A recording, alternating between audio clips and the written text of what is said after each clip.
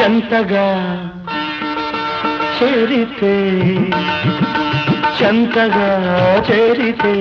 వింతగా ఉన్నదా మెత్తగా తాకితే కొత్తగా ఉన్నదా మెత్తగా తాకితే కొత్తగా ఉన్నదా నిన్న కలగా ఉన్నది నేడు నిజమవుతున్నది నిన్న కలగా ఉన్నది నేడు నిజమవుతున్నది అనుకున్నది అనుభవమైతే అంతకన్నా ఏమున్నది వయసు దారి తీసింది వలపు ఉరకలేసింది మనసు వెంబడించింది నిమిషమాగక మనసే వెంబడించింది నిమిషమాగక